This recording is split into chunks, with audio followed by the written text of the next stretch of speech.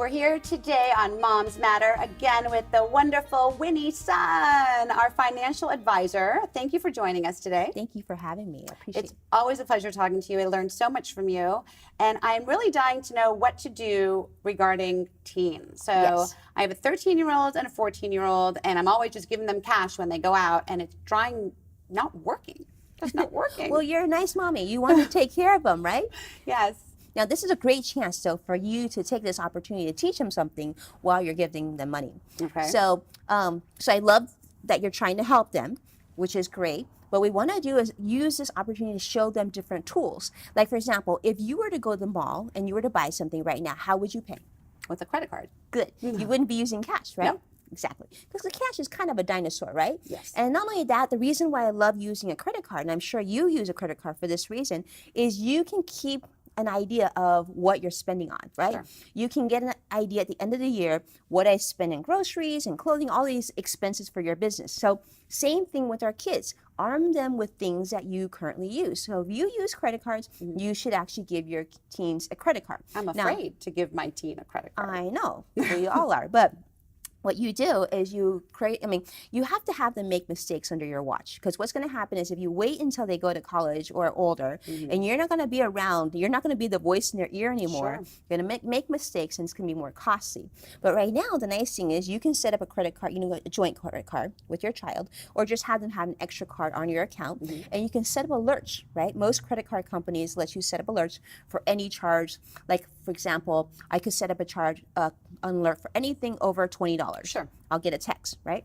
So you do that same thing and you teach them this is what a credit card's for.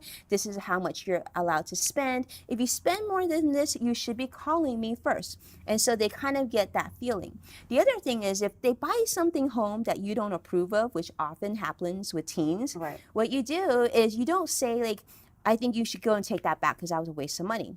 Instead, you say, well, honey, I don't know. Do you feel like that was the best choice of your money?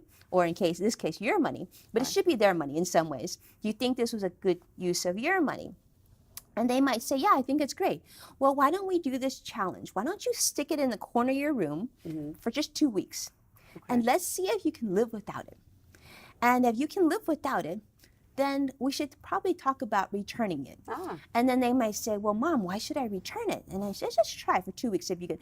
And more than not, 90% of the time, they'll be able to live without that item. And they'll say, great. Now, if you return the item and you put that money in your whatever account, checking account, savings account, maybe college savings account, then I'll give you an extra 5% on your money. So you're and rewarding. you're like, wow, that's pretty good. Well, that's how interest works, right?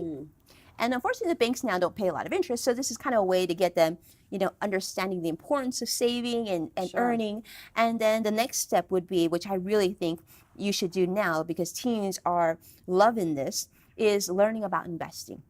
When they hit 12, 13, this is when they get excited because investing is essentially shopping in some ways, Right. but being very smart about what you're investing in or what you're shopping for. So this is a time to get them participating because they're going to remember this as they get older, Right. and they leave the little nest. It's interesting. So when you say their own money, you're saying allowance money, that this should be their own money. It shouldn't be that we're just giving them money.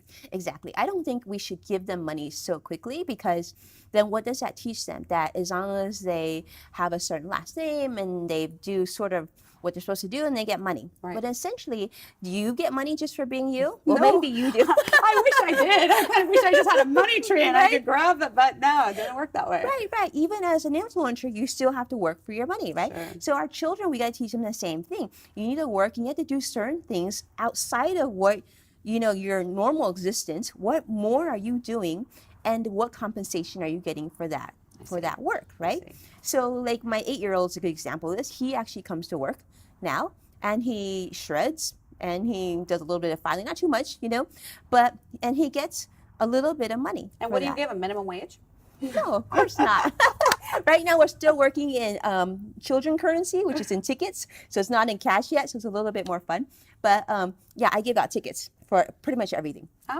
Anything that they don't, outside of homework is their job, and that's their job. But Okay. anything exceeding that, then they get tickets. So with kids, the teenagers, then currency is definitely doable. You can even put money aside into, let's say, a debit account, but they need to learn. And the other thing that I love at this age too with teens is that there's a lot of things they can do. They can do babysitting, right? They can tutor a younger sibling or whatever. They can there's a lot of things they can do. They can even wrap gifts for you. Sure. So what you could do is, I love matching dollar for dollar what they earn.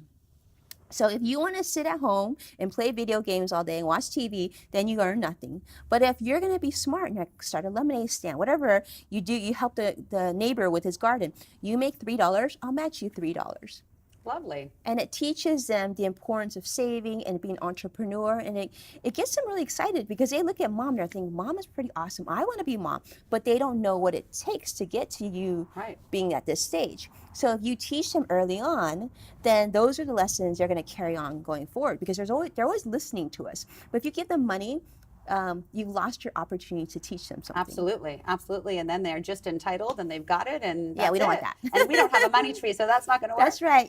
All right. Well, thank you, Winnie. I love that. And your article is live on LA Mom Magazine, so you can check out Winnie Sun, our fabulous financial advisor. Her article is live on LA Mom Magazine. And we had so much fun talking with Winnie today on Moms Matter at Focus TV Network in West Hollywood. Can't wait to see you all next time.